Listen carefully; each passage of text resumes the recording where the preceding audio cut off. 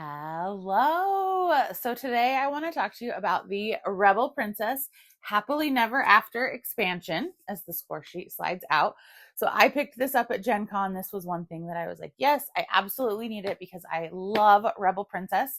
Rebel Princess is a really fun take on the classic game Hearts. So a lot of us who are older like me grew up playing this endlessly on our computer.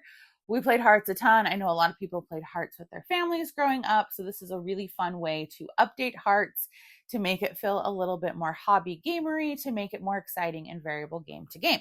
So in the Happily Never After expansion, this adds 2 new princesses, and everything will fit in this box. So you don't have to keep this if you don't want to. Everything fits in here. It will be perfect. So there are 2 new princesses. There is the Swan Maiden, which I remember going to Swan Lake with my grandma when I was a kid and being kind of scared of it, but now I really like it. So temporarily hidden. On your turn, choose to play last on any trick, which can be really helpful to see what's out there before you decide what you want to play. And Red Riding Hood, unmask. On your turn, ask for a specific card, and if a player has it, trade it for another card of the same suit. So you can use this to your advantage as well.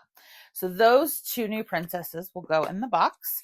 You get a new score pad because if you've played this as much as I have, your score pad is probably running out. I also recommend laminating some sheets because then you never run out.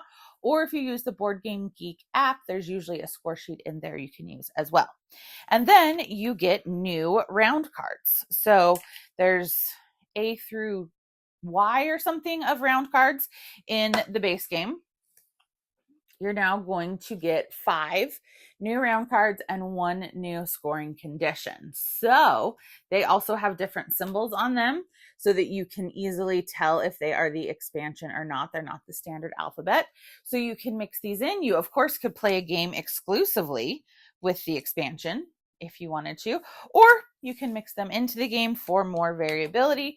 I know some people like to just shuffle up, deal out, and see what happens. Other times people like to go through the deck and really decide, what do I want this game to look like? So this is more options that will go in your box. And then you get a little rule book that tells you how all of those work in case there's any questions. Everything's pretty self-explanatory if you have played the base game.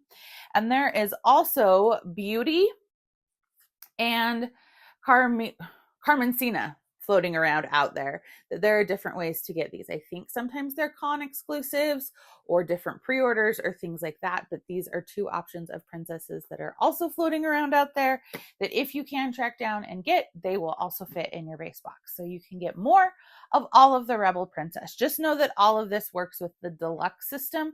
If you have the original publishing of Rebel Princess, not the deluxe version, I think things look a little bit differently, but you can still play it. It just won't look as seamlessly together is my understanding. But this all goes in the deluxe edition. Like I said, everything will fit perfectly in here. So then you can just, do whatever you would like with that. And this is a great addition to a game that I already love. They also said they are releasing Zombie Princesses, I believe it's called, around Halloween to crowdfunding, and it will be their take on spades. So I'm really excited to try that out because I love spades as well. So I want to know, what do you think when they take these classic games and turn them into something new? Give me a like and a follow, and I'll keep bringing you more board game content. Thanks. Bye.